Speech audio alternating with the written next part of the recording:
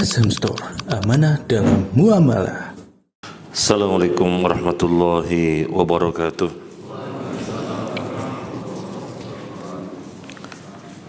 Bismillah, innal hamdalillah nahmaduhu wa nasta'inuhu wa nastaghfiruh wa na'udzu billahi min syururi anfusina wa sayyiati a'malina. May yahdihillahu fala mudilla lahu wa may yudlil fala hadiya lahu. وأشهد أن لا إله إلا الله وحده لا شريك له وأشهد أن محمدا عبده ورسوله. اللهم صل على محمد وعلى آله وأصحابه ومن تبعهم بإحسان إلى يوم الدين. يا أيها الذين آمنوا اتقوا الله حق تقاته ولا تموتن إلا وأنتم مسلمون. يا أيها الناس اتقوا ربكم الذي خلقكم من نفس واحدة وخلق منها زوجها وبث منهما رجالا كثيرا ونساء واتقوا الله الذي تساءلون به والأرحام إن الله كان عليكم رقيبا. يا أيها الذين آمنوا اتقوا الله وقولوا قولا سديدا يصلح لكم أعمالكم ويغفر لكم ذنوبكم ومن يطع الله ورسوله فقد فاز فوزا عظيما. أما بعد فإن أصدق الحديث كتاب الله وخير الهدي هدي محمد صلى الله عليه وسلم وشر الأمور محدثاتها وكل محدثة بدعة وكل بدعة ضلالة وكل ضلالة في النار. Para jamaah rahimani wa rahimakumullah, alhamdulillah pada pagi hari ini dengan izin Allah Azza wa Jalla kita dipertemukan di majelis yang mulia, majelis ilmu, sebuah majelis yang fadilahnya sangat banyak sekali, yang memotivasi kita untuk tidak pernah meninggalkannya selama hayat ada di badan kita, selama kita hidup. Tidak akan pernah meninggalkan majelis ilmu insyaallah.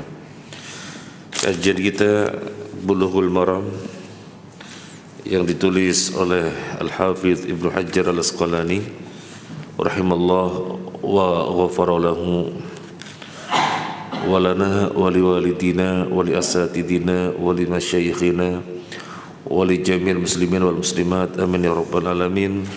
Sebagaimana tadi disampaikan, memasuki kitabun nikah, bab nikah, kita langsung saja hadis 823 dari Abdullah bin Mas'ud radhiyallahu an, beliau berkata, qala lana Rasulullah sallallahu alaihi wasallam, ya ma'syarus sabab man istata'a minkum al-ba'a falyatazawwaj fa innahu aghaddu lil basar wa ahsanu lil farji wa man lam yastati' fa alayhi bis-shaum fa innahu lahu wijaa'un. Rasulullah sallallahu alaihi wasallam bersabda kepada kami, wahai para pemuda, siapa dari kalian yang sudah mampu menikah, maka menikahlah. Karena nikah itu lebih menundukkan pandangan mata dan lebih menjaga kemaluan. Dan siapa yang belum mampu, maka hendaknya dia berpuasa, karena puasa menjadi tameng atau benteng baginya. Muttafaq alaih, hadis Bukhari Muslim. Hadis ini Bukhari Muslim tentu derajatnya tidak diperselisihkan, derajatnya pasti sahih. Apa yang bisa kita ambil faedah dari hadis ini? Ada banyak yang bisa kita ambil. Di antaranya adalah yang pertama, al-iffatu wajibatun wa didduha muharramun. Iffah, menjaga kehormatan diri yang terkait dengan kemaluan, hukumnya adalah wajib.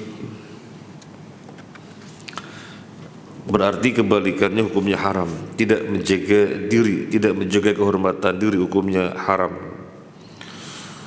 Wa hiya ta'ti min syiddati syahwah ma'a du'fil iman. Karena lemahnya iman bisa menghantarkan seseorang untuk hilang ifahnya. Dia tidak menjaganya. Terlebih orang-orang yang masih muda. Orang-orang yang sudah tidak muda ya sama saja sebenarnya. Tetapi yang masih muda, dorongan syahwatnya lebih kuat, sehingga potensi untuk tidak ifah lebih besar. Potensi untuk tidak ifah, untuk tidak menjaga kehormatan diri lebih besar. Makanya Nabi SAW di dalam hadis ini bersabda, ya ma'syarus sabab, wahai para pemuda. Nabi tidak mengatakan ya ma'syarus syuyukh, wahai orang-orang yang sudah tidak muda. Saya nggak bilang tua ya, saya nggak bilang tua. Orang-orang yang sudah tidak muda, ya sama saja. Nabi bersabda ya ma'syarus sabab, wahai orang-orang yang masih muda, wahai para pemuda, kalau sudah mampu menikahlah. Karena potensi untuk tidak ifah lebih besar lagi, maka kalau sudah mampu menikahlah.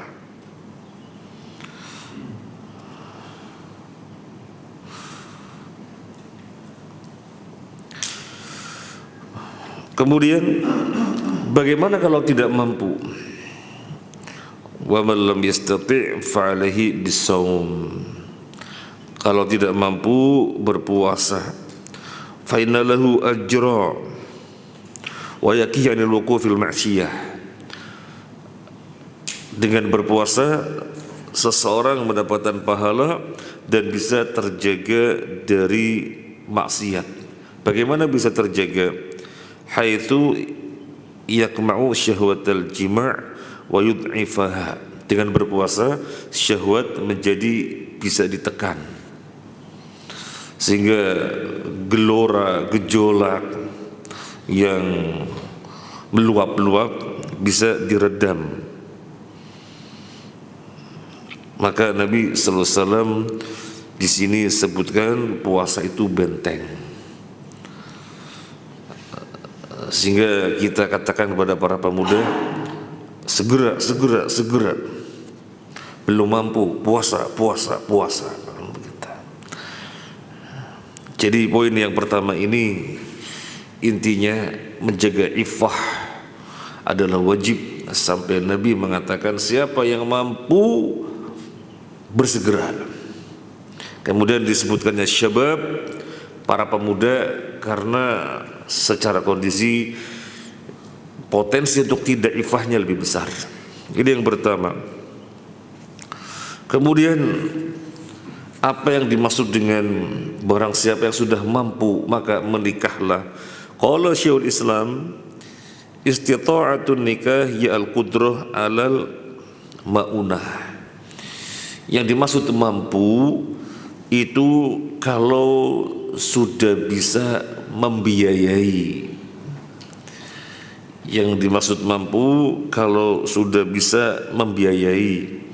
Walaysa huwal qudrah 'alal wad'i, bukan mampu.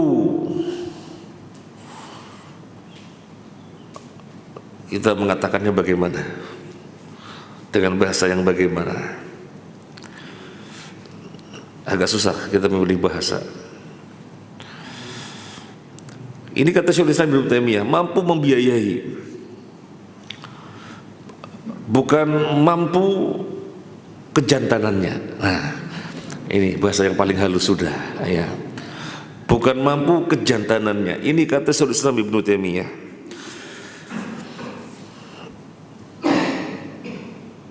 Tetapi khitab di dalam hadis ini, mampu yang dimaksud adalah mampu kejantanan. Kalau sudah mampu, sudah melihat dirinya ada kejantanan, maka segera menikah. Ini khitab yang ada dalam hadis ini, sehingga ada ulama yang mengatakan kalau sudah melihat dirinya kejantanan, segera. Ada ulama yang mengatakan demikian. Berbeda dengan Sheikhul Islam yang mengatakan mampu yang dimaksud dalam hadis ini adalah mampu membiayai, bukan mampu kejantanan. Allah a'lam yang sahih yang mana. Yang jelas dua-duanya memang harus ada. Yang jelas dua-duanya harus ada. Kalau belum ada kejantanan, ya gimana menikah? Demikian pula ada kejantanan tetapi belum bisa membiayai, nanti malah tidak tenang. Sementara nikah itu untuk meraih ketenangan. Naam. Baik, ini yang kedua. Jadi kita mengetahui mampu yang dimaksud adalah mampu membiayai, dan ada ulama yang mengatakan mampu adalah mampu kejantanan. Kemudian yang berikutnya, minal ma'na alladhi khutiba li ajlihi asy-syabab yakunu al-amr bin nikah li kulli mustati' lima unatihi wa qad khalabatu syahwah minal kahul wasyuyuh wa laqad khusus as-sabab lima ladihim min ad-dafi' min hadhihi an-nahiyah. Ini poin yang ketiga sudah kita sampaikan tadi. Kenapa di dalam hadis ini secara khusus disebutkan syabab? Kenapa dalam hadis ini secara khusus disebutkan syabab? Para pemuda. Para pemuda secara khusus. Padahal orang-orang tua juga memiliki syahwat, memiliki gelora, memiliki gejolak. Jawabannya secara umum pemuda potensinya lebih tinggi lagi. Makanya secara khusus disebutkan syabab, bukan berarti kalau sudah tua tidak menikah. Kamu sudah tua kan? Iya, kenapa menikah? Lo gimana? Ya menikahlah. Hadisnya loh syabab, ente tua sudah. Tidak demikian. Disebutannya syabab bukan berarti menafikan yang tua, tetapi dari sisi biasanya yang muda dorongan syahwatnya lebih besar.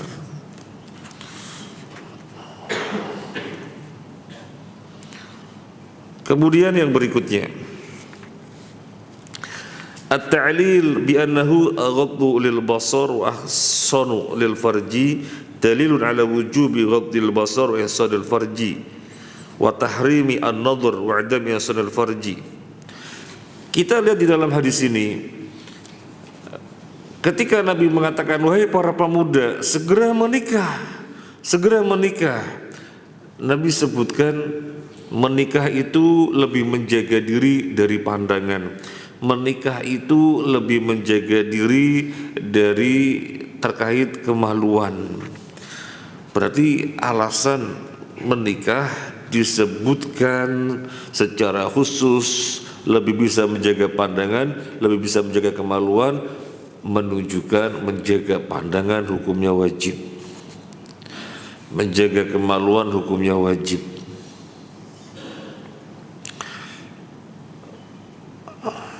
Dan gak ada bedanya laki-laki sama wanita menjaga pandangan. Cuma biasanya di dalam masalah menjaga pandangan, wanita lebih bisa daripada laki-laki. Biasanya wanita lebih bisa menjaga pandangan, laki-laki kurang bisa. Sehingga ini ujian lebih besar bagi laki-laki. Lain lagi dengan masalah lisan. Biasanya lelaki lebih bisa menjaga lisan. untuk mingkem. Apa mingkem sini? Diam itu lebih tahan lelaki. Diam itu lebih tahan. Kalau wanita suruh diam susah. Nah itu gak kuat, harus diungkapkan itu wanita. Nah tetapi sesungguhnya sama saja. Berarti terkait ghadul basar, ujian laki-laki lebih besar. Allah berfirman, Qul lil mu'minina yaghuddu min absarihim. Wahai orang-orang yang mukmin laki-laki, jagalah pandangan kalian. Sama saja wanita juga diperintahkan, wa qul lil mu'minati yaghuddna min absarihinna. Katakanlah kepada wanita-wanita beriman, jagalah pandangan kalian. Ini dalam surat An-Nur ayat 30. Kemudian tentang menjaga kemaluan, Allah berfirman tentang orang-orang yang beruntung, walladzina hum li furujihim hafizun, yaitu orang-orang yang terhadap kemaluannya mereka bisa menjaga diri. Wajib menjaga pandangan dan menjaga kemaluan, hukumnya wajib. Makanya ada orang tua yang bingung anaknya minta nikah, bingung lah, baru umur berapa sih, baru umur 19 kok, nanti aja kalau sudah umur 24. 19 itu sudah mampu secara kejantanan, bahkan belum 19 sudah mampu secara kejantanan. Nah berarti tinggal melihat sisi membiayai sudah mampu apa belum. Tidak ada keharusan mesti memiliki rumah terlebih dulu, mesti memiliki mobil terlebih dahulu, mesti kerjanya yang gede pendapatannya. Tidak keharusan demikian. Yang jelas sudah menunjukkan bisa membiayai, nikahkanlah. Apa enggak kasihan? Hari-harinya dipenuhi dengan kondisi yang dia menghadapinya berat. Setiap hari dia berhadapan dengan kondisi yang berat baginya, karena kalau tidak bisa bertahan ya dosa. Apalagi musim hujan, malam-malam dingin. Makanya nikahkanlah, segera nikahkanlah. Gak usah nunggu umur 24, 25. Nikahkanlah, segera nikahkanlah. Menjaga kemaluan hukumnya wajib. Kemudian yang berikutnya, qala Syekhul Islam, man la mala lahu hal yustahabbu lahu ayyaqtarida. Syekhul Islam rahimahullah taala mengatakan, yang tidak punya harta alias belum bisa membiayai, apakah dianjurkan untuk berhutang biar bisa segera nikah? Karena perintahnya segera menikah kalau sudah mampu. Lah kalau misalnya sisi pembiayaan belum mampu, apakah disunahkan hutang? Fihi niza' fi madhabi Ahmad wa ghairihi. Terkait dengan ini ada perbedaan pendapat. Ada perbedaan pendapat di kalangan madhab Imam Ahmad dan yang lainnya. Wa qad qala ta'ala wal yasta'fifil ladzina la yajiduna nikahan hatta yughniyahumullahu min fadlih. Surat An-Nur ayat 33. Hendaklah ifah, menjaga diri orang-orang yang belum mendapati kemampuan untuk pembiayaan pernikahan hingga Allah menjadikannya mampu. Ini ayatnya berbunyi demikian. Hendaknya orang-orang yang belum mendapati biaya pernikahan menjaga diri hingga Allah menjadikannya mampu. Makanya ada perbedaan pendapat, ngutang atau tidak. Tentunya ada yang mengatakan dianjurkan ngutang biar segera. Yang lainnya mengatakan jangan, berpuasa saja, berpuasa itu meredam hingga dia mendapati pembiayaan yang mencukupi. Yang mencukupi, enggak ada ketentuan mesti besar, mesti ini. Kalau kemudian dikatakan mesti ini terkait dengan tradisi. Karena tradisi mesti nyewa terop, mesti ini, ya banyak sekali. Ya banyak sekali, padahal yang primer apa sih menikah? Ada tempat untuk tinggal sehingga bisa berteduh dari panas dan hujan. Kemudian ada privasi yang terjaga, ada makanan yang bisa menegakkan tulangnya, ada minuman, ada pakaian yang bisa menutupi auratnya. Intinya itu. Lo berarti mesti punya rumah dulu. Nggak ada keharusan untuk berlindung dari hujan dan panas mesti punya rumah. Bisa kos, bisa kontrak, kan kemana-mana aktivitas kerja berarti mesti punya motor dulu. Nggak harus, bisa ojek. Jadi tidak harus, sehingga tidak ada ketentuan mesti besar dulu, tidak ada. Jadi jangan dipahami, hendaklah menjaga diri orang-orang tidak menjumpai pembiayaan hingga Allah mencukupkannya, hingga Allah menjadikannya punya biaya yang mencukupi. Kemudian dipahami harus besar, tidak.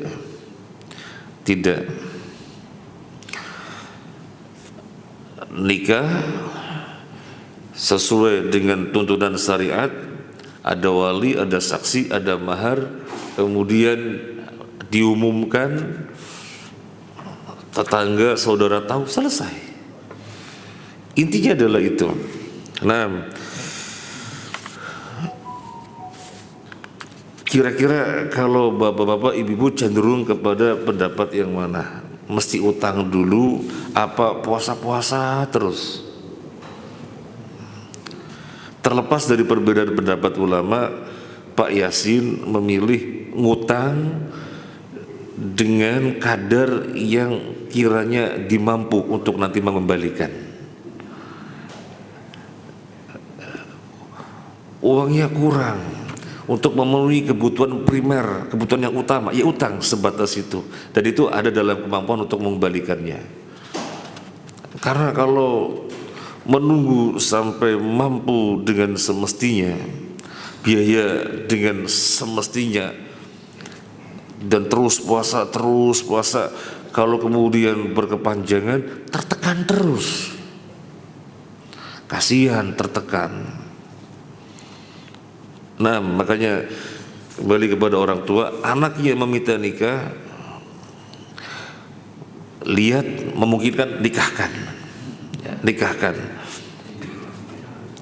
Yang berikutnya, qala Syekh Abdurrahman As-Sa'di, anikah min ni'amillah al-'azimah haitsu syar'ahu li'ibadihi wa ja'alahu wasilatan wa tariqan ila masalih wa manafi' la tuhsar wa rattaba alaihi min al-ahkam asy-syar'iyyah wal huquq ad-dakhiliyyah wal kharijiyah asya' katsirah wa ja'alahu min sunanil mursalin.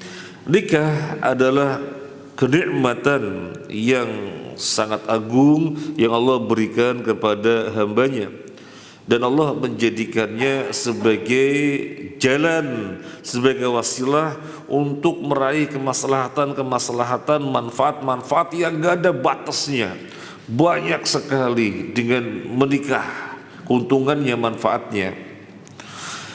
Dan dampak berikutnya, karena memang keuntungannya sangat banyak, sampai Allah menjadikan nikah ini sebagai sunnah setiap nabi. Setiap nabi sunnah atau ajarannya adalah nikah. Nggak ada nabi kecuali ajarannya adalah memerintahkan kaumnya untuk menikah. Untuk syarat nabi kita menjumpai sendiri dalam hadis yang sekarang kita bahas. Ya ma'syaruz zabab man istata'a minkum alba'ah falitazawwaj. Jadi sunnah ajaran setiap nabi adalah memerintahkan untuk menikah. Loh, kata Syekh As-Sa'di untungnya sangat banyak, gak ada batasan. Ya silakan direnung. Kalau mau mencatat keuntungan menikah itu apa saja, ya banyak sekali. Di antaranya yang terlintas di sini, ketika masih bujang boros, begitu menikah bisa hemat. Nah, ketika masih bujang makan sarapan beli, makan siang beli, malam beli, mau apa beli, berapa kali beli. Nah, dengan menikah beli sekali bisa untuk berdua 3 kali. Nah, ya itu diantaranya. Wah, kalau mau dihitung banyak sekali. Makanya Syekh As-Sa'di mengatakan maslahat dan manfaat yang tidak ada batasannya, sehingga seluruh nabi memiliki sunnah yang berupa menikah.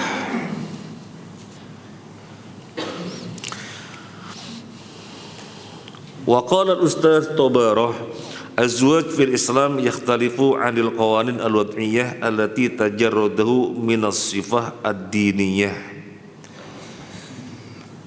Bainama syariah al-islamiyah ta'tabiru azwaj min al-masail ad-diniyah ala ma'nan annahu istamadda qawaidu min ad-din la ala annahu la budda min hudur rijalid-din wa iqamatil marasim ad-diniyah. Menikah di dalam Islam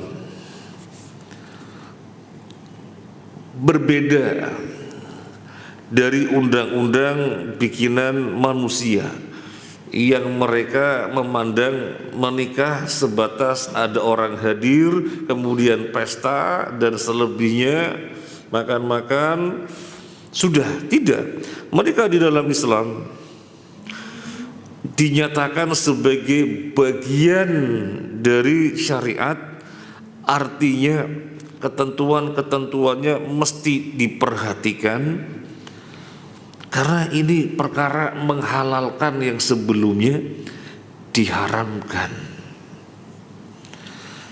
Jadi bukan sekedar datang lelaki perempuan pesta-pesta, tidak ada hal-hal lain yang mengikat. Oh, tidak demikian.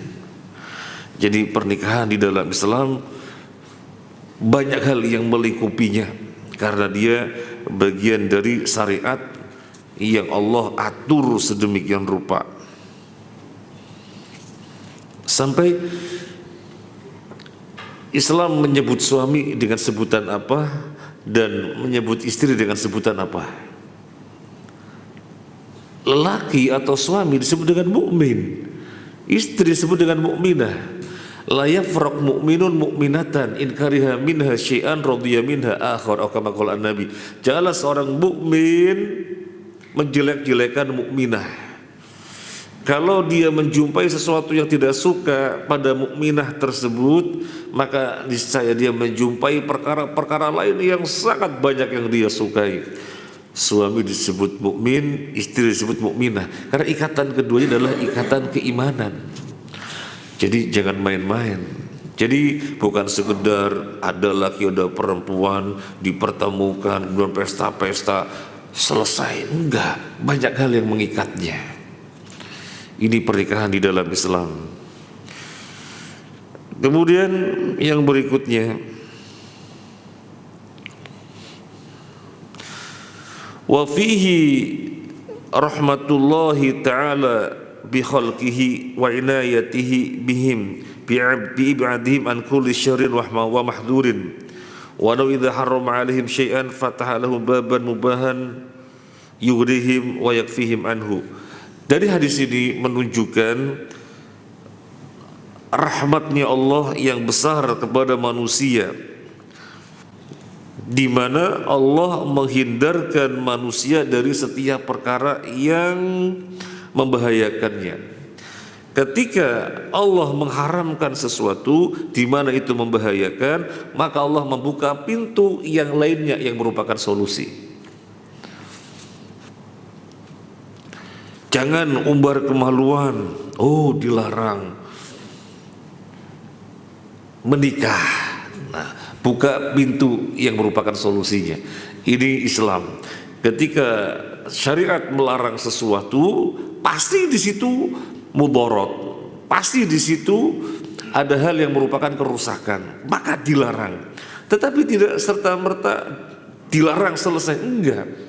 Selalu syariat buka pintu yang lainnya yang merupakan solusinya. Selalu. Ini rahmat Allah kepada manusia.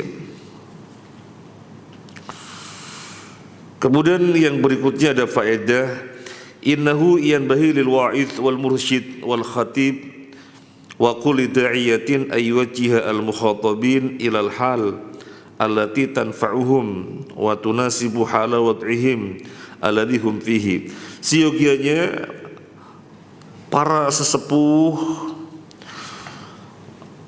para mursyid, para kiai, para ustaz dan orang-orang yang diseniorkan untuk memberikan arahan-arahan kepada siapapun yang mendatangkan manfaat sesuai dengan keadaannya. Di sini dilakukan oleh Nabi Sallallahu Alaihi Wasallam. Nabi melihat pemuda, oh pemuda demikian. Di antara permasalahannya adalah permasalahan menjaga pandangan dan menjaga kemaluan. Maka Nabi katakan menikahlah kalau sudah mampu. Bukan di dalam masalah menikah saja, tetapi dari sini ada faedah. Kita melihat apapun di mana mereka manusia menjumpai, mendapati permasalahan, maka di situ kita memberikan arahan sehingga mereka tidak bingung tanpa solusi. Di dalam perkara apapun, ini konteksnya konteks nikah. Tetapi ada faedah, apapun yang dijumpai oleh manusia dan kita mampu memberikan arahan, kita arahkan. Sebagai guru misalnya di sekolah, memberikan arahan agar tetap semangat belajar. Pelajaran-pelajaran yang kurang-kurang segera disusul biar tidak ketinggalan. Ini terkait dengan guru di sekolah. Kemudian sebagai pimpinan di perusahaan misalnya, melihat mereka bermasalah yang itu membahayakan dirinya. Misalnya kerja malas-malesan, tidak semestinya dikasih arahan, gimana gaji ente gak berkah, nanti keluarga ente kasih makan dari gaji yang tidak berkah gimana. Apapun ustadz, pak kiai, senior, orang yang mursyid yang memiliki kemampuan untuk memberikan arahan apapun yang sesuai dengan kondisi, sehingga yang ada adalah kemaslahatan.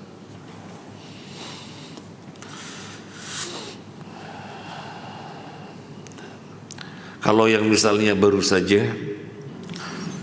kondisinya bagaimana, keadaannya bagaimana, subuh lebih cepat sekarang, sehingga jamaah sebagian ada yang masih di jalan, kemudian dikasih arahan oleh panitia mulainya ditunda. Nah ini contohnya semacam ini. Apapun yang merupakan kemaslahatan, di situ kita memberikan arahan.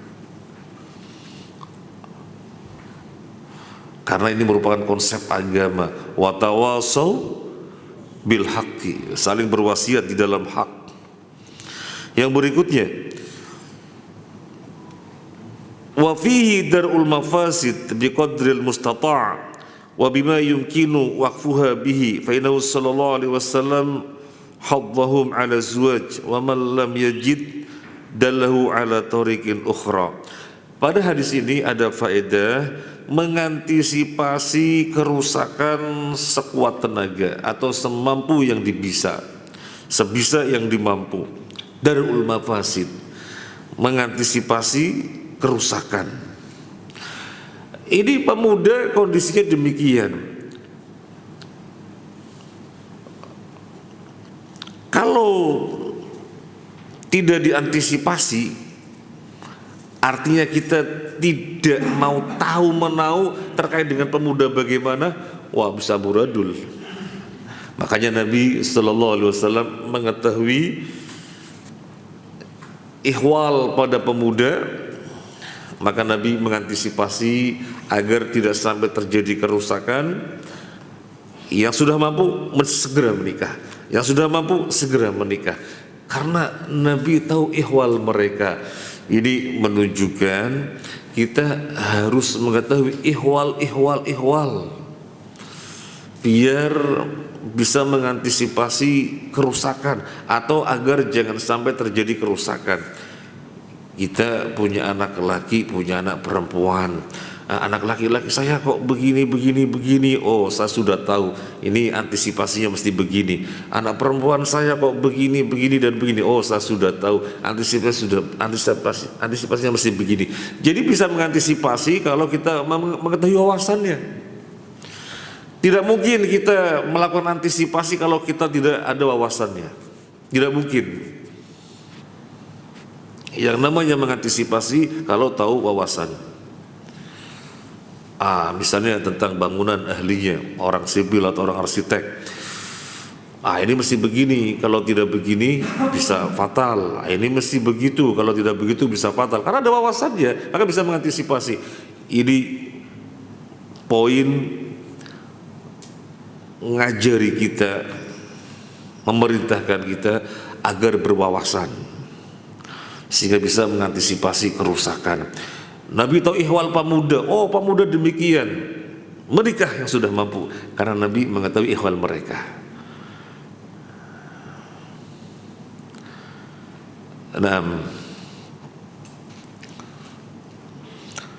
Demikian pula kita lakukan. Kita mengelola lembaga pendidikan. Ini babnya bab nikah, tapi ada kaedah yang bisa kita terapkan kemana-mana dalam kehidupan. Ada kaedah dari hadis ini, darul mafasid. Nah, kita mau sampaikan tentang lembaga pendidikan yang kita kelola. Awalnya untuk masalah pembelajaran Quran kita serahkan kepada wali kelas masing-masing. Jadi anak yang masih belajar baca jilid berapa, ada yang sudah selesai, sekarang lagi menghafal. Jadi tingkatan kemampuannya berbeda-beda. Wis pakai wali kelasnya, masing-masing wali kelas. Kita berpikir kalau begini bisa menghambur-hamburkan waktu. Karena durasi 1,5 jam, wali kelas disibukkan dengan kadar kemampuan yang berbeda-beda. Coba kalau dalam 1,5 jam guru menghadapi level yang sama, guru yang lainnya menghadapi murid-murid yang level yang sama, maka 1,5 jam bisa maksimal. Maka kita ubah. Nah, ini contohnya. Akhirnya kelas apapun tidak berdasarkan kelasnya, tapi berdasarkan kemampuan level Qurannya. Ini gimana kita bisa mengantisipasi agar tidak berlarut-larut menghamburkan waktu? Karena kita ada wawasan. Nah, menunjukkan kita harus memiliki wawasan di dalam bidang apapun yang kita berhadapan. Jangan kosongan, nggak tahu apa-apa, nanti banyak kerusakan. Yang berikutnya,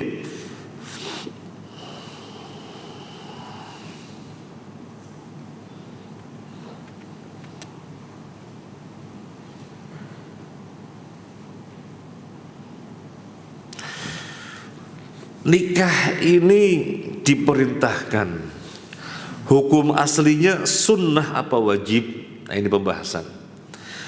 Al-amru bin nikah liman istata'ahu wa taqat ilaihi nafsuhu walam yakhaf al fitnah wa ala sabilin nadbi inda jumhuril ulama. Menurut mayoritas para ulama, nikah bagi yang sudah mampu, nikah bagi yang sudah mampu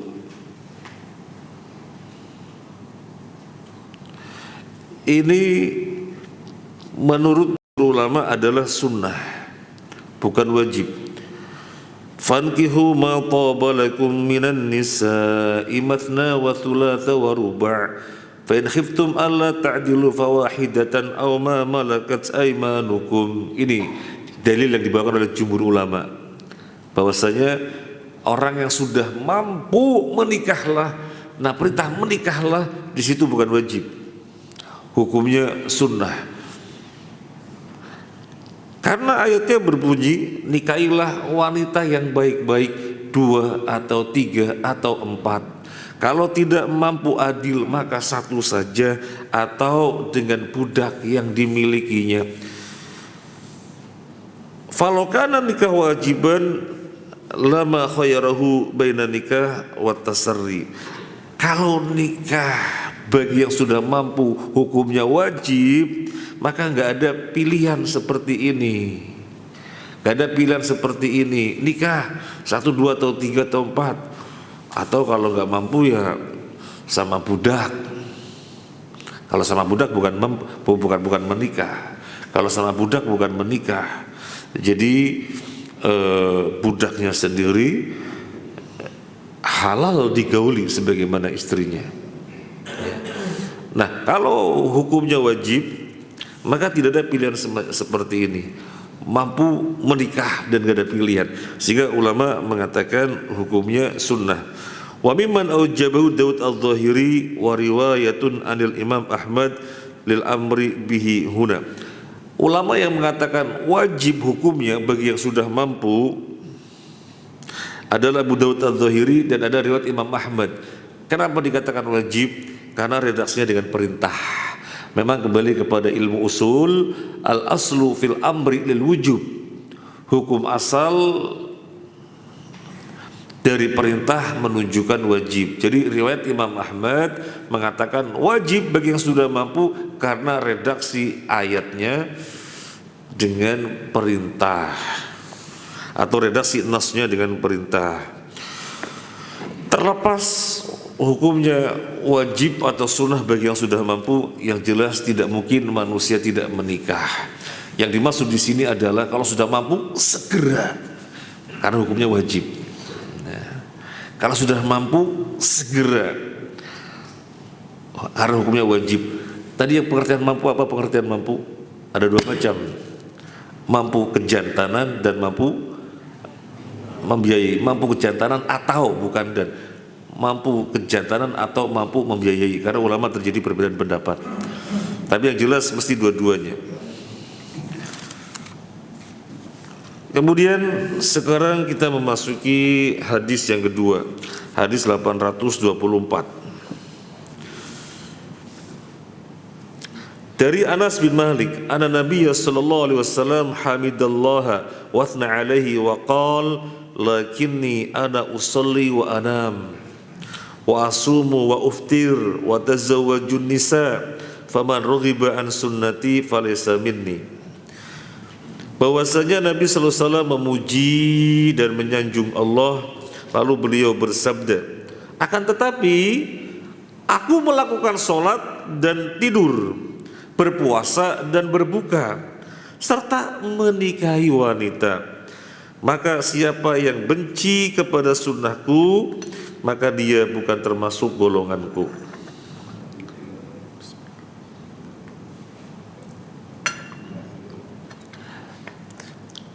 Hadis ini terkait dengan kejadian yang kita semuanya tahu. Ada 3 orang. 3 orang ini mencintai kebaikan dan mereka merasa tertinggal dari kebaikan-kebaikan, sehingga orang yang satu mengatakan, saya akan meningkatkan kebaikan diri saya, dengan cara gak pernah tidur malam, terus mau sholat sepanjang malam. Orang yang kedua, kalau saya akan puasa setiap hari, gak akan berbuka. Orang yang satunya lagi, kalau saya pengen fokus ibadah, maka saya nggak mau menikah. Menikah itu ganggu aja, gitu ya. Kemudian Nabi mengetahui 3 orang yang semangatnya luar biasa seperti itu, tetapi kebablasan. Maka Nabi mengatakan, tapi aku ini sholat, yo tidur. Aku sholat malam, aku yo tidur. Aku puasa, yo juga berbuka. Ada kalanya nggak puasa. Dan aku menikahi wanita.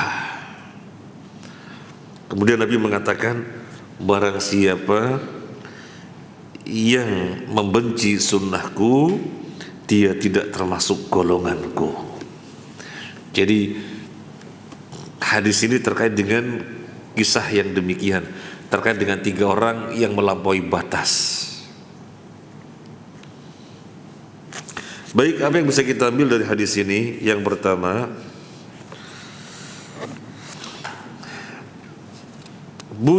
bayyanat hadis syariah as-samiyah ala as-simah wal yusri irda'in nufus wal gharais bi thayyibatil hayat al mubahah wa karihat al anat wa syiddah wa hirmanan nafas mimma abahallahu ta'ala. Syariat menjelaskan bahwasanya agama Islam ini penuh toleransi, agama Islam ini mudah dan sesuai dengan kecenderungan jiwa, sesuai dengan keinginan hawa yang baik-baik, tidak diharamkan. Tidak diharamkan. Contohnya nikah. Nikah itu kebutuhan biologis, maka tidak diharamkan oleh Islam. Tetapi Islam mengikatnya dengan ketentuan-ketentuan bahwasanya ini perkara penghalalan dari sesuatu sebelumnya haram. Jadi tidak asal lelaki perempuan bertemu begitu saja, kebutuhan biologis tersampaikan. Gak sekedar itu, tetapi banyak ikatan-ikatan yang mengikatnya. Gak ada perkara-perkara yang baik-baik, yang sesuai dengan keinginan jiwa yang dilarang oleh syariat. Tidak. Syarat memberikan arahan sehingga keberadaan manusia di muka bumi yang diciptakan dengan kejiwaan, dengan perasaan, dengan keinginan, tidak kemudian dibenturkan dengan perkara yang akhirnya tidak bisa didapatkan karena dilarang. Tidak. Malah Allah mengecam perkara-perkara yang ada di muka bumi yang Allah sediakan halal untuk kalian. Allah katakan, siapa yang mengharamkan? Qul man harrama zinatallahi allati akhrajal ibadi wa thayyibati minar rizq. Katakan, siapa yang mengharamkan perhiasan-perhiasan yang Allah keluarkan untuk hamba-hambanya dan rizki-rizki yang baik yang Allah sediakan untuk hamba-hambanya. Siapa yang mengharamkan? Allah kecam. Jadi agama Islam itu sesuai dengan fitrahnya manusia, tabiat manusia. Gak ada yang dihalang-halangi, tapi diarahkan. Gak ada yang dikebiri, gak ada. tapi diarahkan. Karena kalau dibiarkan begitu saja, ya nggak ada bedanya dengan hewan. Kalau dibiarkan begitu saja sehingga semuanya terlampiaskan, ya nggak ada bedanya dengan hewan. Tidak dihalang-halangi tetapi diarahkan.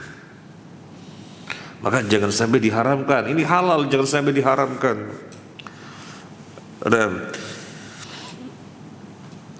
innal khair wal barakah fil iqtida wa tibai ahwali Nabi sallallahu alaihi wasallam fa huwa al khair wal barakah wa huwa al adl wal wasat fil umur.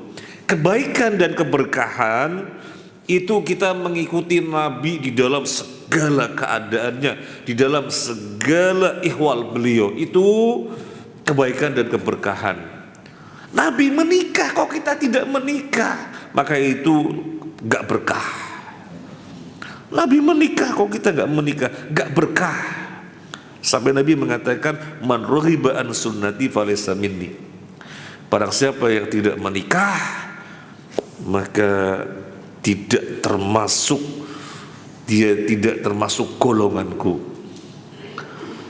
Nah, di sini Nabi mengatakan demikian, artinya kebaikan dan keberkahan adalah mengikuti apa yang Nabi ajarkan, jangan menyelisihi.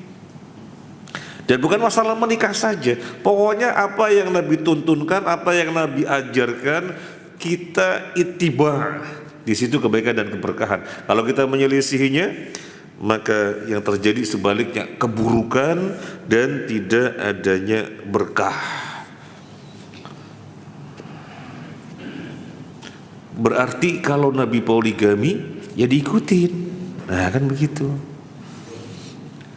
Yang memenuhi syaratnya, jangan kemudian tidak dilihat syaratnya, yang memenuhi syaratnya. Nah.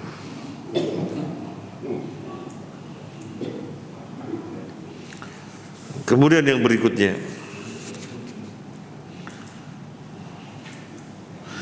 inna ahdan nafsi bil anat wal masyaqqa wal hirman laysa minad din fi syai' bal huwa min sunanil mubtadi'in al mukhalifin li sunnati sayyidil mursalin. Menempatkan jiwa dengan dihalang-halangi dari perkara yang merupakan kecenderungannya, dengan diharamkan dari perkara-perkara yang merupakan keinginannya, itu bukan bagian dari agama sedikit pun. Orang mengharamkan diri dari keenakan-keenakan dunia, enggak, nanti saja di akhirat, terus sekarang saya soro, wah, itu nggak ada, itu bukan ajaran agama sedikit pun. Dan Syekh Utsaimin rahimahullah taala di dalam penjelasannya membenci orang yang demikian karena dia menyengsarakan dirinya. Wong nyata-nyata untuk bepergian ke sana, ke suatu masjid, ada majelis taklim di sana, misalnya di Al Burhan, datangnya dari mana? Misalnya datangnya dari Sidoarjo mau ke Al Burhan sini, wong nyata-nyata ada mobil yang memudahkan, tapi dia ngontel, ya kalau deket, ya semacam ini namanya menyengsarakan diri. Lu kan biar utama, capek gitu ya, nanti fadilahnya tambah besar, pahala tambah besar. Fadilah besar, pahala besar, itu bukan dibikin-bikin semacam itu. Kita ke masjid, oh jalan yang enak loh, ini lurus tok, tapi kita pakai muter-muter gitu. Nah semacam itu menyengsarakan diri. Ini gak ada bagian dari agama sedikit pun. Nabi SAW kata Aisyah, kalau dihadapkan pada dua pilihan, maka pasti memilih yang lebih mudah selama tidak haram. Ini penting untuk diketahui. Kalau Nabi dihadapkan pada dua pilihan, pasti Nabi memilih yang lebih mudah selama tidak haram. Loh kok kemudian ada ajaran menyengsarakan diri, Parfum pun tidak mau, enggak, parfum itu kemewahan. Loh, terus ya saya biar wangi dengan keringat saya. Astagfirullah. Setrika enggak mau, enggak. Itu dunia itu. Terus nanti di akhirat saya mewah pakaiannya. Enggak ada semacam itu dalam ajaran agama. Nabi melihat seseorang yang rambutnya tidak disisir, Nabi kritisi. Apa dia enggak punya sisir? Kok enggak menyisir rambutnya? Jadi Islam itu tidak pernah memiliki ajaran menyengsarakan diri, tidak pernah ada. Ini adalah ajarannya siapa yang seperti itu? Ajarannya rohbaniyah. Nanti kita sampai pada ayatnya. Bukan dari Islam. Kita lanjutkan. Nah, di sini menegaskan lagi. Inna tarka lada idil hayati al-mubahah zahadatan wa ibadatan hurujun anis sunnah al-mutahharah wattiba'un li ghairi sabilil mu'minin. Meninggalkan yang enak-enak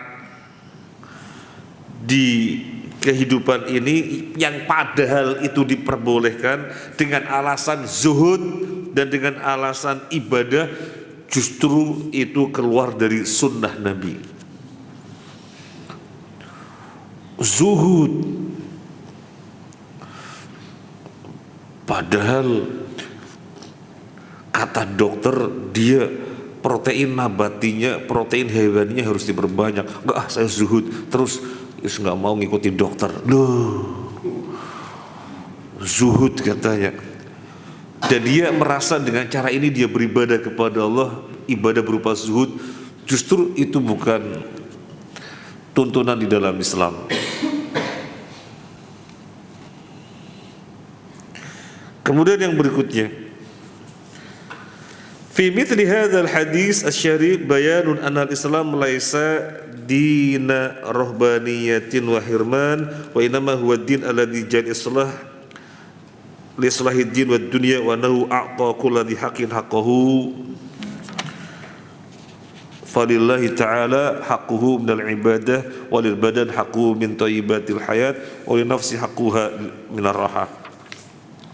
Dari hadis ini kita mengetahui bahwasanya Islam adalah agama yang mulia, bukan agama kerahiban. Yang tadi saya bilang rohbaniyah, bukan agama kerahiban.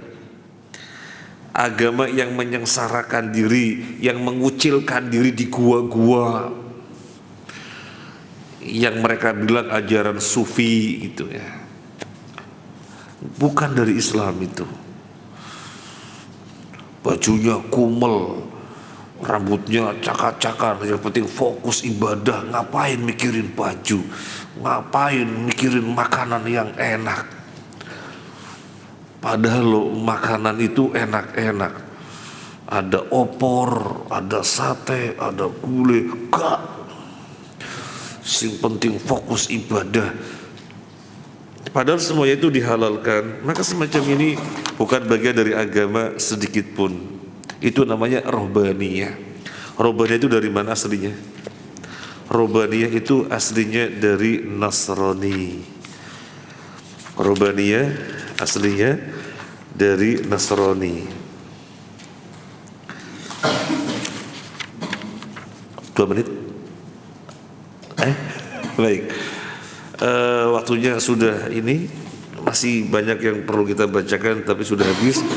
Barangkali ada yang mau disampaikan, silahkan. Nggih, silakan Pak. Jadi kalau mau nanya jangan susah-susah ya Pak. Iya.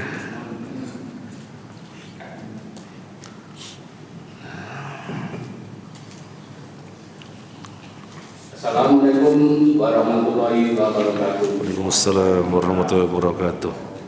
Ini ada pemuda yang umurnya itu sudah 28 lebih dan siap menikah dan sudah melamar seorang gadis dan saling disetujui sama kedua orang tuanya.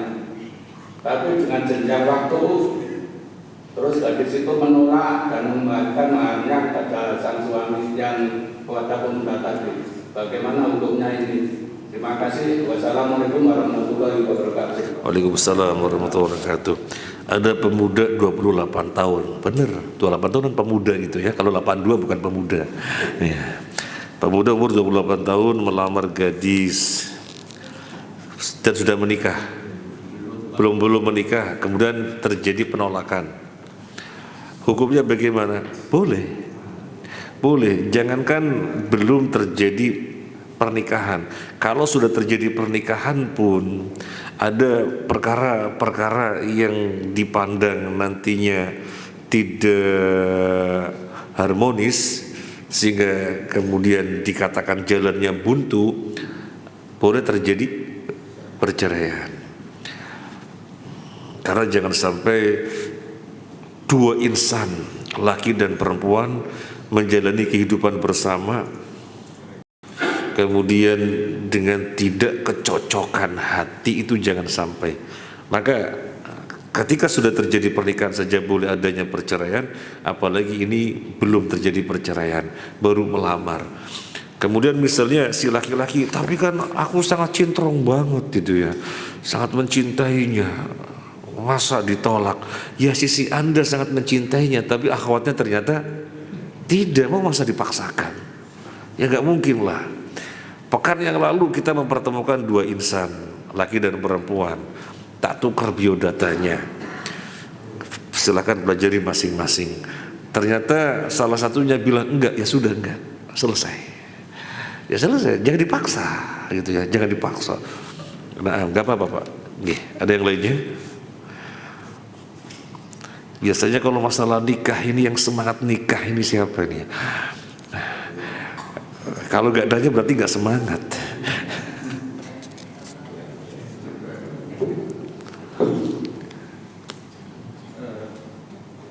Bismillahirrahmanirrahim. Ada pertanyaan kita dari Akhwan. Seorang wanita yang dari awal sudah tidak niat menikah dengan alasan ngurus diri sendiri saja susah, apalagi ngurus orang lain. Bagaimana? Jawabannya tadi hadis sudah kita sampaikan, man raghiba an sunnati falaysa minni. Barang siapa yang membenci sunnahku maka dia tidak termasuk golonganku. Tadi belum sempat kita jelaskan maksud ucapan Nabi ini, bukan berarti batal Islamnya alias murtad. Yang dimaksud tidak termasuk golonganku adalah tidak termasuk golongan yang mengikuti sunnah-sunnahku, bahwa nikah adalah sunnah Nabi. Nabi menikah, bahkan seluruh Nabi semuanya sebelumnya syariatnya adalah menikah. Jadi jangan sampai ada prinsip ngurus diri sendiri saja susah, apalagi ngurus orang lain. Itu was-was dari setan ya. Seandainya terjadi demikian, maka ditaubati, bismillah, menikah akan terjadi sebaliknya. Dirinya banyak terbantu sehingga banyak kebaikan-kebaikan. Belum lagi nanti kita membacakan hadis, umat Islam disuruh memiliki banyak anak. Nah, kalau kemudian ada prinsip ngurus diri sendiri saja susah, apalagi ngurus orang lain, akhirnya nggak pada nikah. Terus mana perintah syariat agar banyak anak? Nah, menjadi tidak terpenuhi. Jadi ini adalah was-was. Nggih.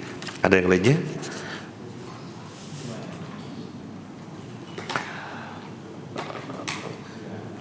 Yang muda-muda nggak nanya, nggak nikah?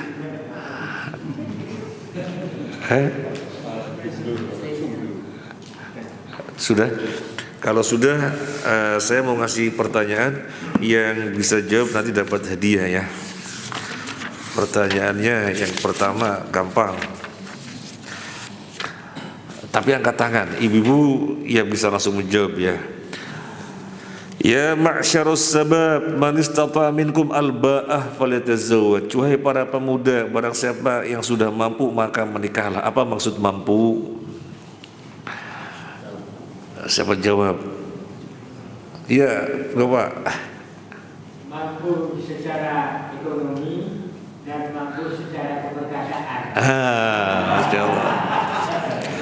Jadi betul sekali yang dimaksud al-ba'ah mampu, ulama berbeda pendapat, ada dua. Yang pertama ekonomi atau kemampuan menafkahi, yang kedua keperkasaan. Ya, kalau sudah perkasa, ya masing-masing bisa melihat dirinya, oh sudah perkasa ya, sudah tegak gitu ya. Berarti sudah ba'ah, segera menikah. Nanti dapat dari ya Pak, ya ambil di depan ya Pak. Ya. Pertanyaan yang berikutnya, Nabi menyeru syabab, ya ma'syarus syabab, wahai para pemuda. Pertanyaannya, apakah tidak masuk dalam hadis ini orang yang tua? Jadi sudah tua jangan menikah. Soalnya yang disuruh menikah yang muda. Gimana penjelasannya? Nggih, Pak Yanto. Karena dorongan pemuda itu lebih besar daripada yang sudah berumur. Yang tua menikah apa tidak? Menikah. Jadi hadis ini bukan berarti khusus untuk pemuda yang disuruh menikah, tapi orang tua juga. Kenapa Nabi menyebutnya pemuda saja? Karena secara umum yang dorongannya lebih kuat itu yang pemuda, sehingga mereka yang diutamakan, bukan berarti mengeluarkan orang-orang tua. Orang-orang tua tetap menikah, ya. Kan baru pada satu belum dua, ya, sudah tua menikah, sudah tua dua. Misalnya sudah dua dan sudah tua, menikah yang ketiga, itu ya. Jadi bukan berarti yang muda-muda saja. Nggih. Nah, dapat hadiah Pak. Pertanyaan terakhir.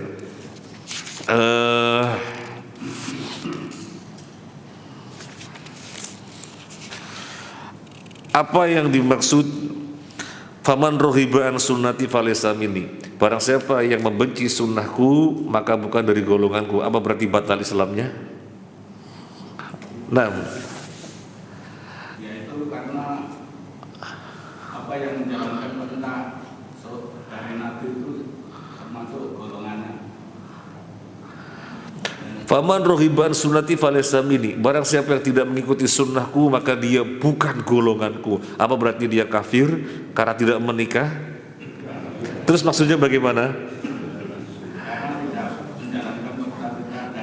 Nah, iya, tidak mengikuti sunnahnya. Sunnahnya Nabi adalah menikah, bukan berarti batal Islamnya.